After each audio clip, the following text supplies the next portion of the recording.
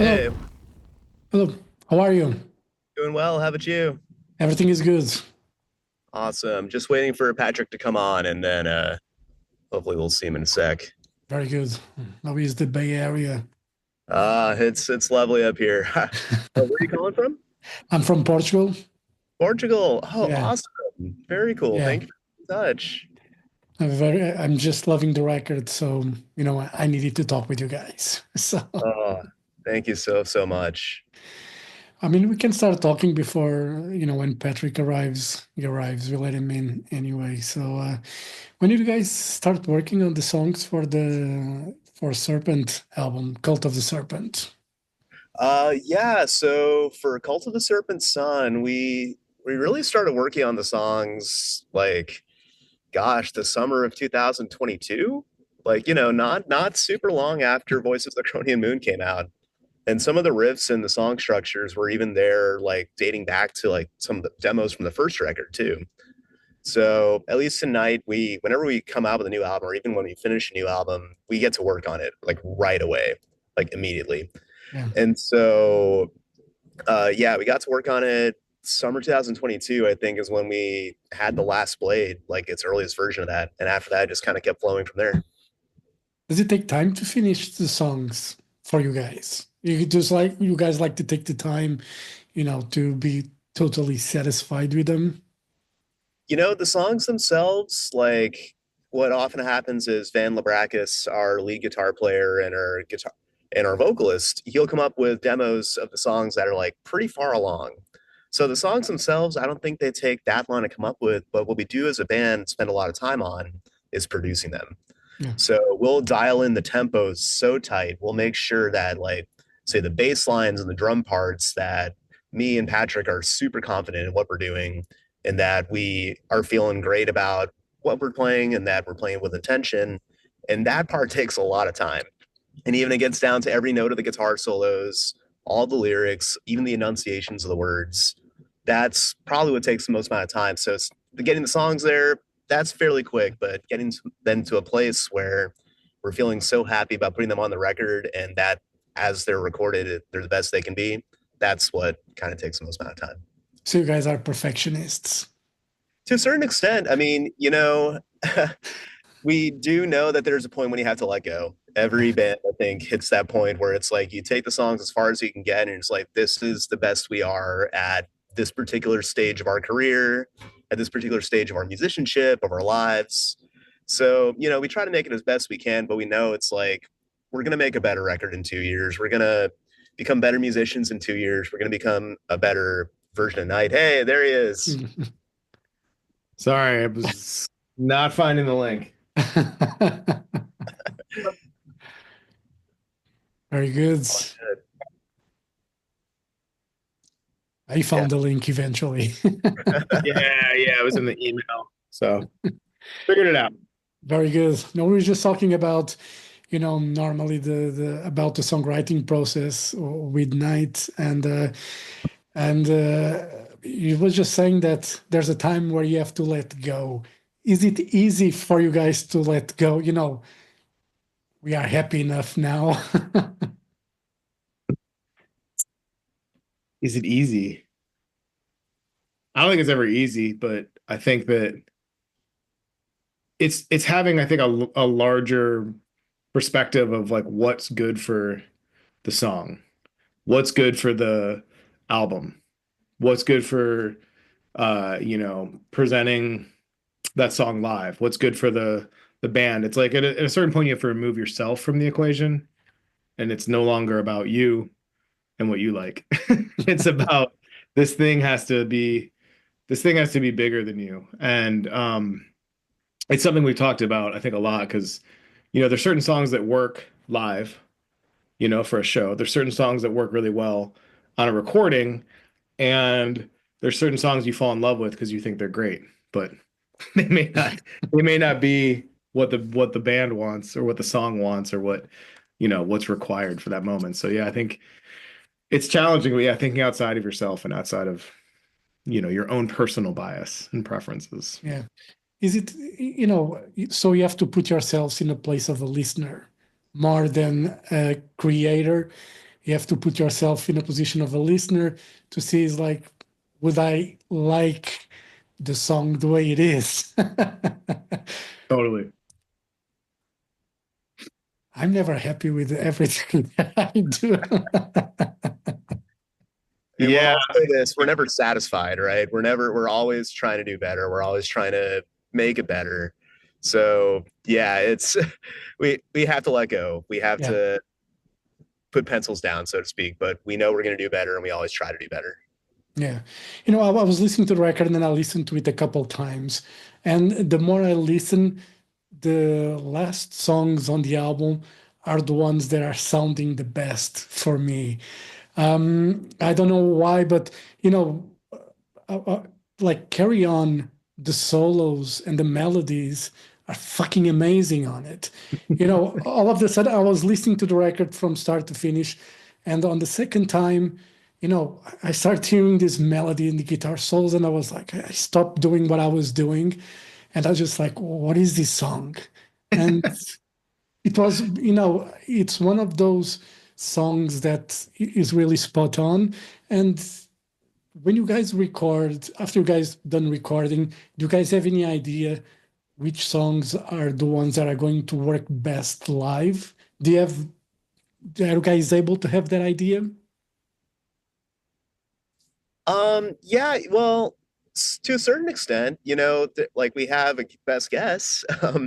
We certainly like, something like Crow Fear the Night. Well, we got a little lucky there. We got to road test that one on our last longer-ish tour.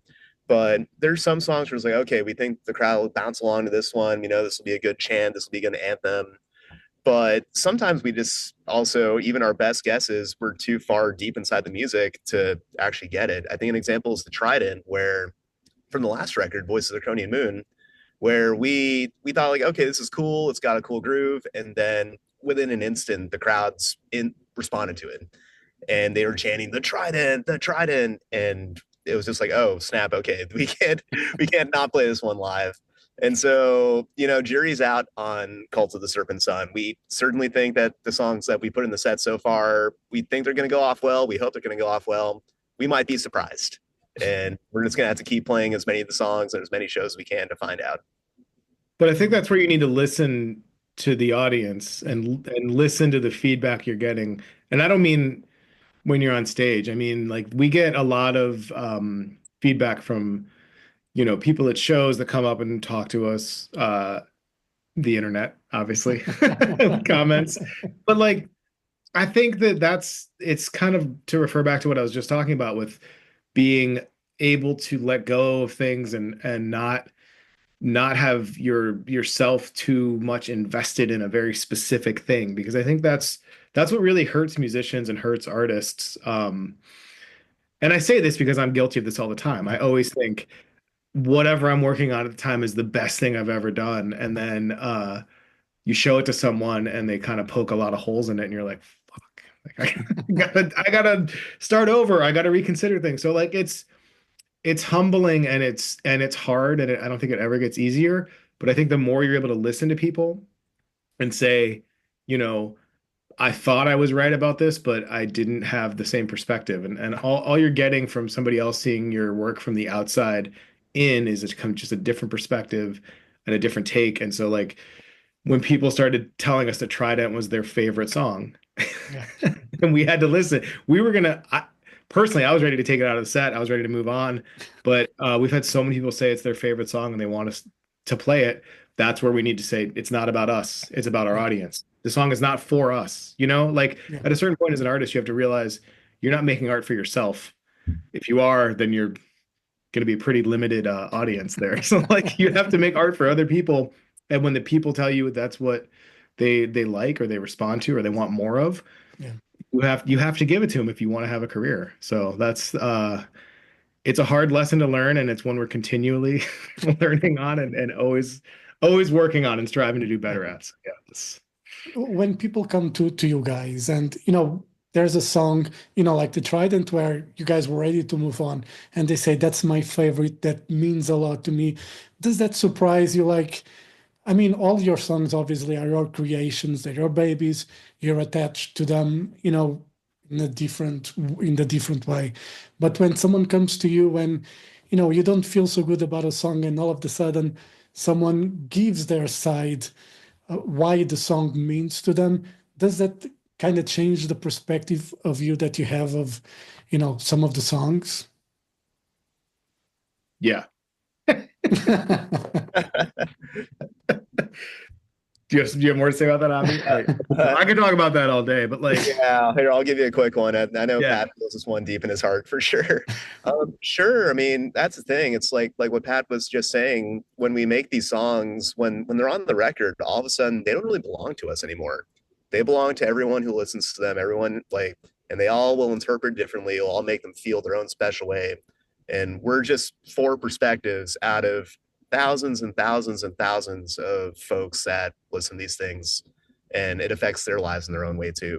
So when someone says like, "Oh my God, the Trident just makes me want to raise my fist and yell," then it's like, "Wow, okay, like then yeah, we're gonna make you yell. Let's do this." Like it inspires us. It makes us want to make people happy, to make our fans happy, to make folks that support our art want to do it even more, and to hopefully improve their lives just a little bit. So yeah, and it certainly makes myself for sure look back at some of these songs and be like, wow, they saw this and that. Cool. Why don't I give that a shot too? Yeah. And it certainly makes me want to approach my playing it to get a little more in the spirit if it wasn't as there as I wish it was at that time. but I think also the thing that keeps us honest with that as musicians is the fact that the four of us are all like really big music fans. We love music. And so if you can think about the way that, a Judas Priest song or an Iron Maiden song or a Savatage song makes you Yeah. feel, like that gift that artist and that band has given to you, if you can recognize and again remove yourself from the equation and say that we've been able to give this gift to other people, like it's amazing. It's amazing to be on the other side of that, and as like as all lifelong music fans and Yeah. rabid music fans that still love this as much as we did when we were, teenagers just Yeah. discovering heavy metal. It's really kind of an amazing, it's a gift for the audience, but it's a gift for us to be able to give that. Like it's amazing. It's very rewarding. So just trying to again stay honest and humble with with all of this. And you guys mentioned Crow, Fear of the Night. I put a quick note here just saying like great riff. And when I listen to that song, it's the kind of song that I expect to start a set or to start the encore.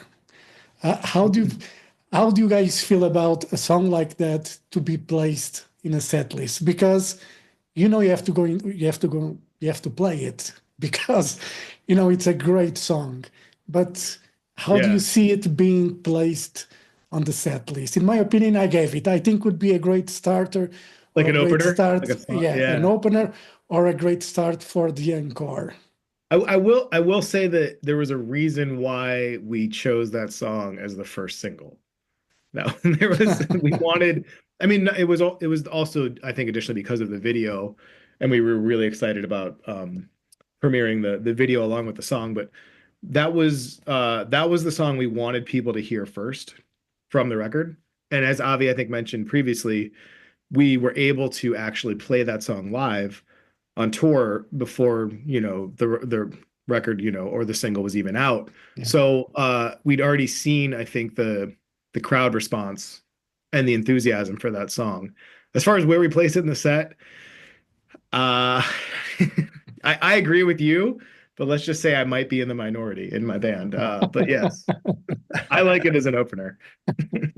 We actually do love it as an opener too. Like I'm not going to say it's out of the question. There's just other kind of practical considerations as like other songs why they may work better as an opener. Things like, oh, you want to give the crowd like a moment to kind of get settled and like find their places at the front so they can rock out appropriately. Maybe they're in the middle of getting a beer at the bar or something. But when the opportunity comes, I think all of us think that Crow would be a fabulous opener. Yeah. For me, if you want to be sure that the crowd is settled, just play a fucking long intro so the people know that you guys are about to come on stage, just like Iron Maiden does. Play a, I see Motorhead there on the back. Just play like a Motorhead song, turn off the lights, play Motorhead, and the crowd will get just go to the front of the stage, and then you can start with Grow Fear the Night. So You're hired. You're our tour manager, you're our stage manager, you are going to present our live presentation of the band. No, I agree with you 100%. I think walk-on music is we talk about that a lot. We always play some sort of intro, but I think we're without giving too much away, we're working on a more elaborate intro for this next yeah. Run of shows that we're gonna do. So yeah, you're right on the money. Yeah. I love when a band, pays attention to those details, more than just, the music. I think a presentation for me, I work with some bands here, and presentation for me is key when you're going to play a live show. I mean, it's okay if you want to wear your Iron Maiden t-shirt or your Megadeth t-shirt, but I want consistency on stage. I want everybody to have a certain look that will get people's attention. So, I like attention to detail when it comes to a band for their presentation. Nice backdrop, a good light show, have a good intro and all that. I think Yeah. it's very important. We talk about this all of the time. Every band meeting we have is about how to make the stage better, stage show better, the presentation better. We talk a lot about you know, theater, right? Yeah. Like it's theatrical. Heavy metal is should be larger than life. It should be like your opportunity to embody a different character, a different personality. And we talk about that a lot too. Like when we're on stage, we're not ourselves. Like it's not Avi and Pat, like the dudes, hanging out backstage bullshitting with you about how great Iron Maiden is. We're different animals. Like Yeah. we become like these like feral creatures that are unleashed on a stage. And I agree with you. Like people are paying money.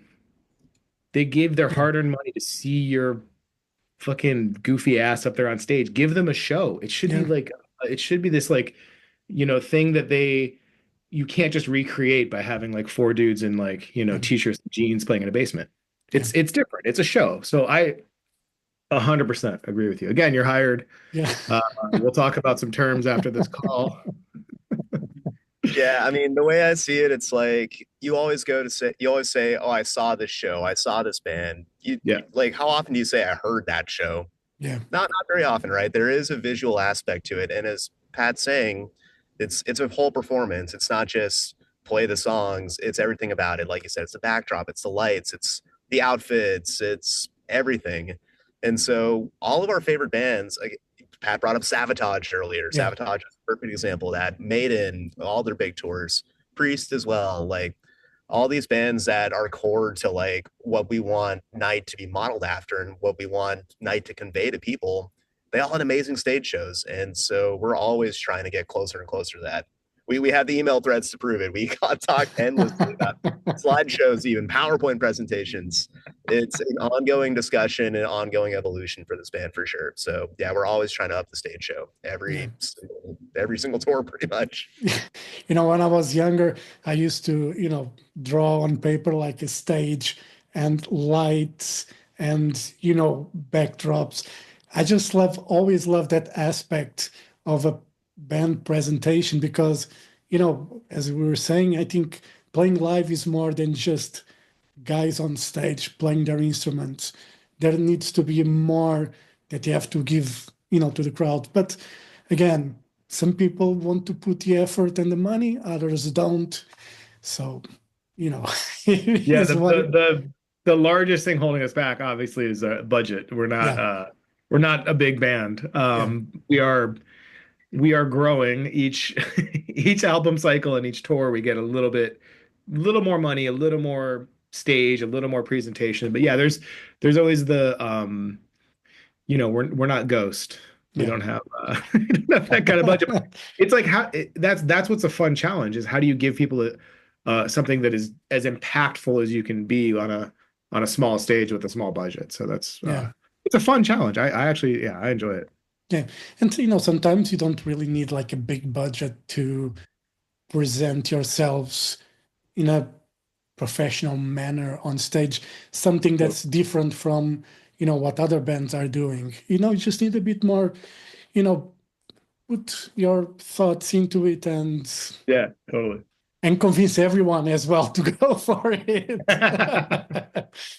Because sometimes Yes. not everyone wants to go on it. And The Last Blade is another song that I enjoyed quite a lot on this record. Again, listening to this record, it's very solid. Great songs from start to finish. Thank you.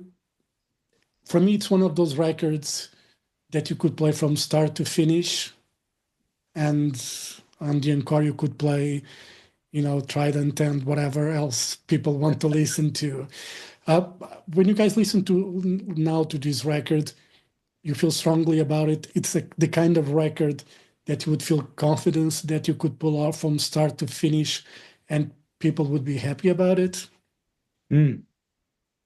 I hope so. I mean, Voice of the Cronian Moon, we had to put together during the pandemic, largely over email and Zoom calls, sending files back and forth, just because we were isolated. We were trying to avoid getting each other sick, and so this one, every single song we actually tried out in the room. Like, yeah, we played it all start to finish, and so we went there with the intent. It's like, if we get the opportunity, why not try to play all these songs start to finish live?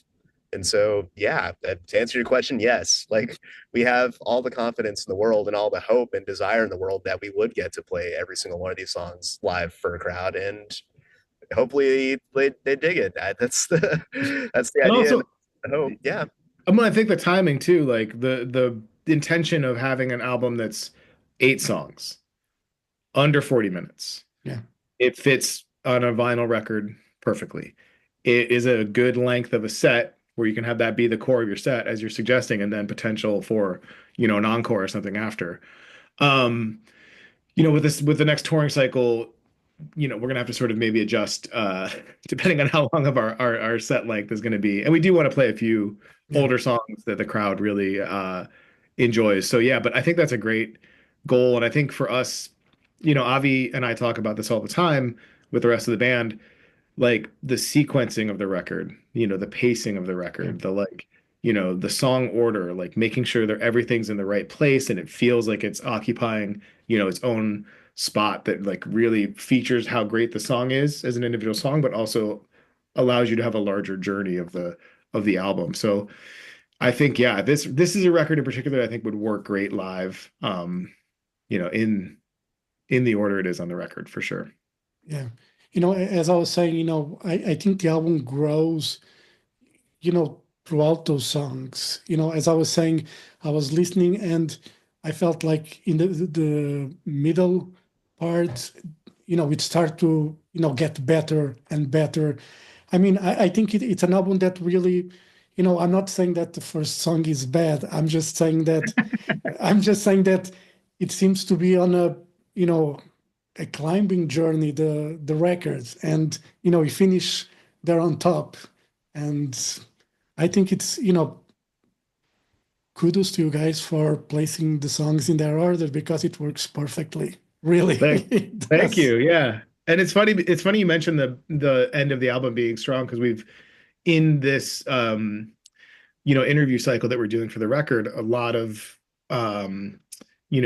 journalists and interviewers like yourself have mentioned, especially the last song, Winds of Sokar, being one of their favorites and ending the album on this really strong note. And that was definitely intentional, like from the beginning. Again, we're trying to think about the the entire span of the record being Yeah, this very distinct journey, and then when you get to the end of the journey, that you actually want to start it over again. So yeah, like the idea that there would be repeat listens, there would be this last song that gets stuck in your head, that little melody or that little like yeah, guitar thing that you can hum and think about, and that's always something we're talking about in pre-production for sure.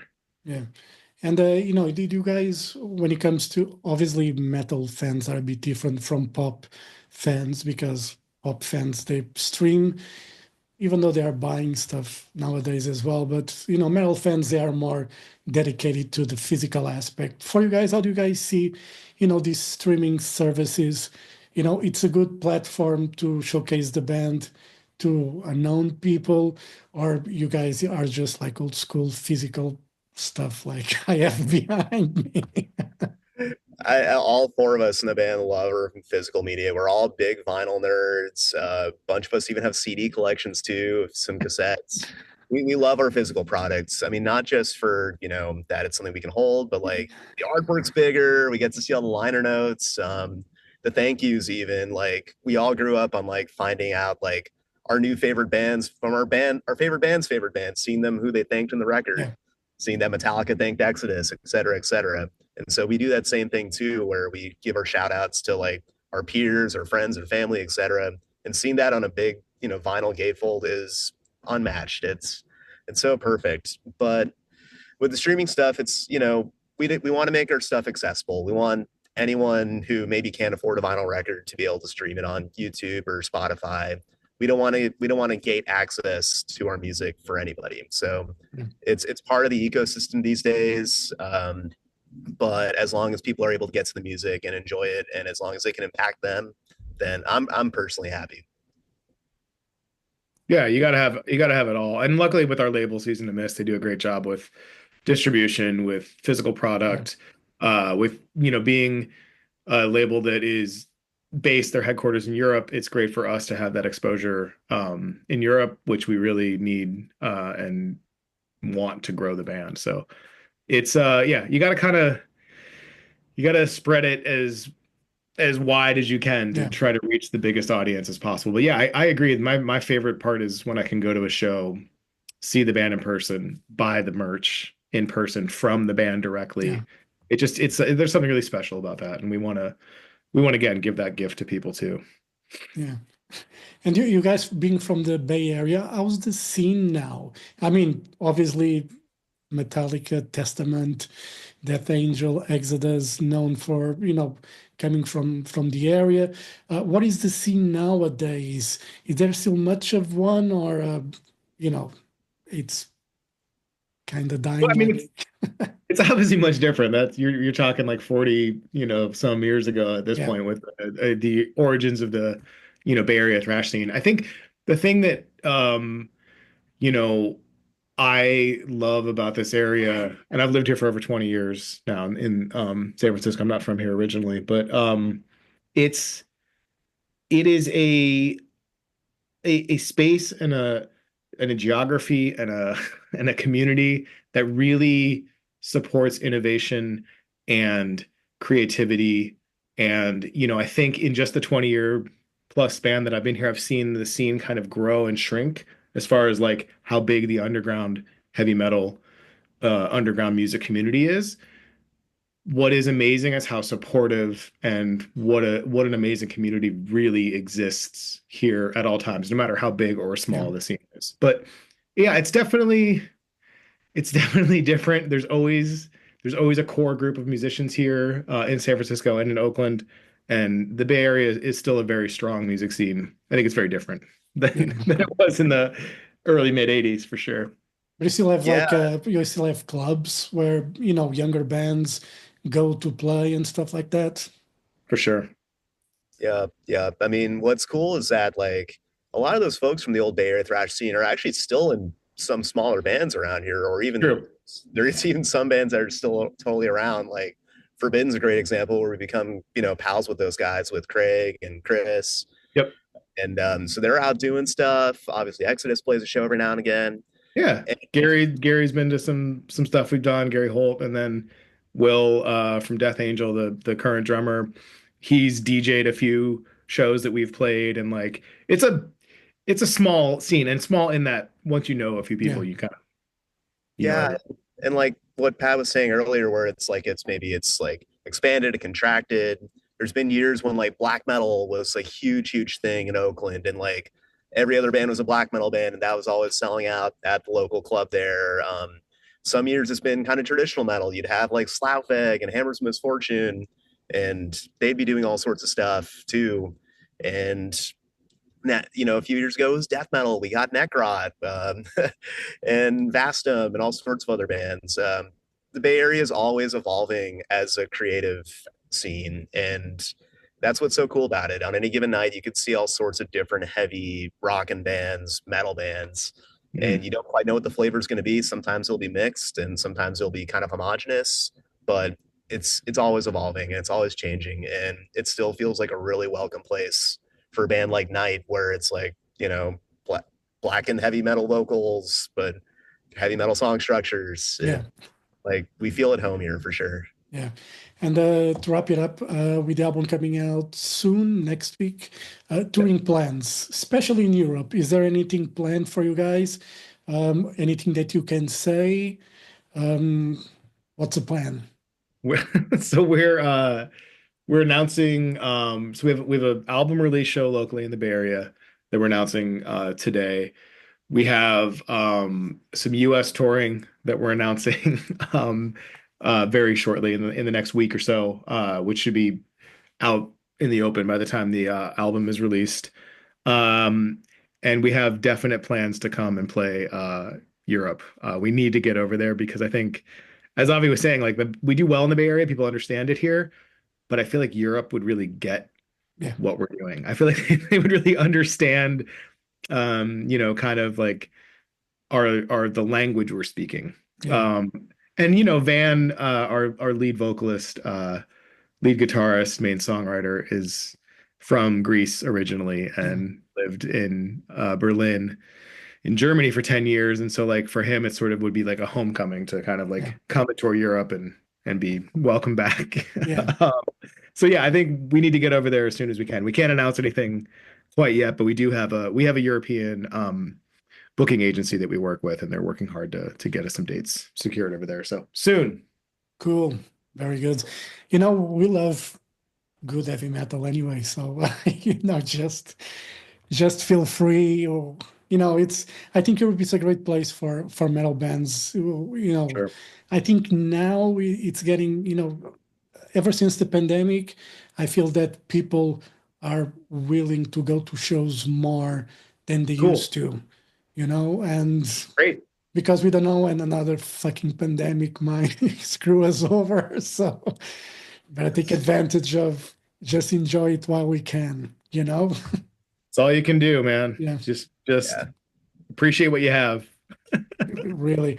Right, Patrick, Avi, thank you very much for your time. All the best for NITE. Hopefully we'll see you guys in Portugal soon. Yes. We have to work on that. If not this year, maybe 2026. Plenty of festivals that are happening here, so there's always an opportunity for you guys to come over and play. And you'll be welcome. And I'm sure they will understand your language easily. Thank you so much, all right, man. thank you so much. Great. Have a great day and hope to see you guys soon. All right, thank you. Cheers. Thanks so much. Thank you. Take care. Thank you. Bye.